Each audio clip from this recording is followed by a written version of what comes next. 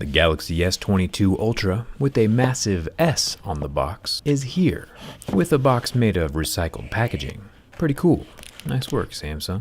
Today we're going to find out how durable this matte black S22 Ultra is, and how well it can stand up to everyday life. Inside the box we get the phone, and a USB-C charging cable, and that's about it. Right off the bat, I do have to say I'm a fan of these individualized camera bumps, but we'll get to that more in a second. Let's get started.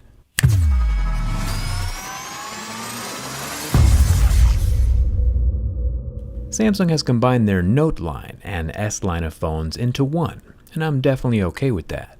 The phones were basically the same anyway, minus the S Pen, so it just makes sense. Let's start with the scratch test. Samsung says they are running Gorilla Glass Victus on the front and back of the phone. There doesn't appear to be any plastic screen protectors installed. Those would scratch at a level 2 or 3, while tempered glass scratches at a 5 or 6, and sapphire would scratch at a level 8 or 9. We do get some rockage with all the cameras being on one side, but that's not too big of a deal. We see the screen start scratching at a level 6 with deeper grooves at a level 7. So far so good.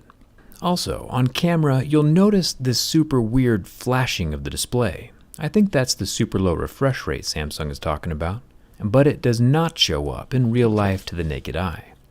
Speaking of eye, Cyclops up here in the center is a 40 megapixel selfie camera, along with very minimal bezels and an earpiece slit about the thickness of a human hair. And as per usual, Samsung has included the typical microplastic protection on all sides of the phone. They should probably stop doing this. The phone is made from metal and it'll last just fine in a cardboard box. The buttons are also made from metal and still also removable, so if you find someone with the same phone as you but a different color, you can swap buttons and be best friends forever. The top has more of this dumb plastic, along with the other side of the phone. If I really wanted this much saran wrap, Samsung, I'd check my grandma's fridge for leftovers. Down at the bottom, we have more microplastics, along with a 45-watt fast-charging USB-C port, and the new S Pen, hijacked from that Note lineup. We also have a singular SIM card tray with no expandable memory. Now, I've been a huge fan of the Note lineup for its whole existence, so I'm glad it's continuing in spirit through the S22 Ultras. I honestly don't use the S Pen very often, but I like having tools on hand if I ever do need them. This time around, Samsung has improved the response time of the pen from the last Note, taking it from 9 milliseconds down to 2.8. Response time is always very important. The S Pen itself seems to have about the same construction as it usually does. The tip doesn't seem to want to come out though, so maybe those aren't replaceable this year. It is watertight though, so it'll be fun to see how they accomplish that.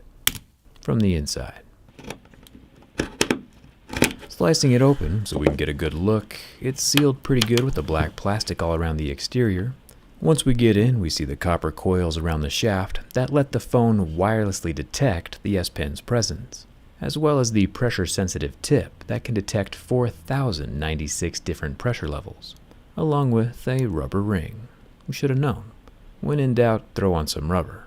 It usually does a pretty good job of waterproofing. The back half of the shaft is also encased in plastic.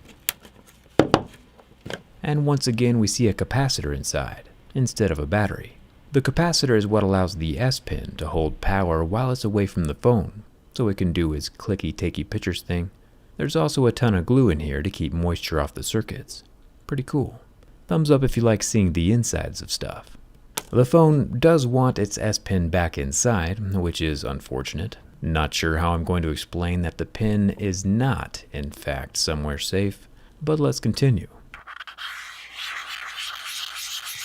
The back of the S22 Ultra is matte black and has a smooth frosted surface.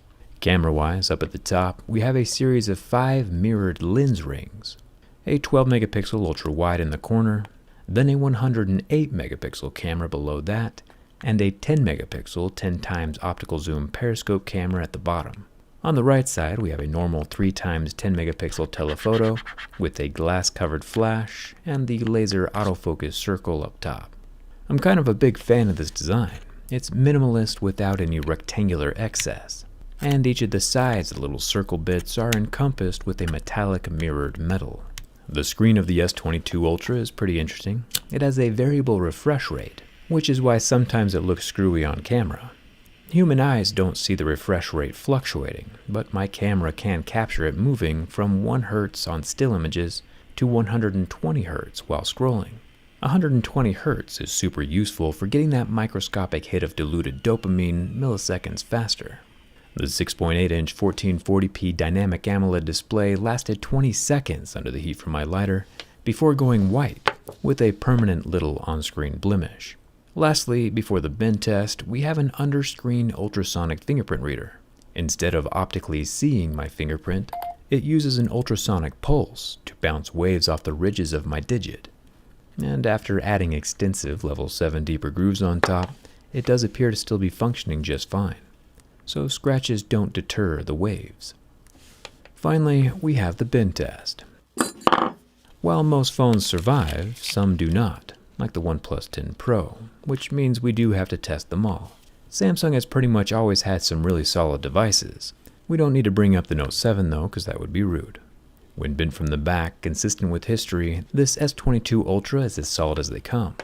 Same thing when we flip it over to the front. Solid as a rock. Now, you're probably asking yourself, hey Jerry, are you going to upgrade your 2.5-year-old Note 10 Plus to this new S22 Ultra? And the answer is no. No, I will not.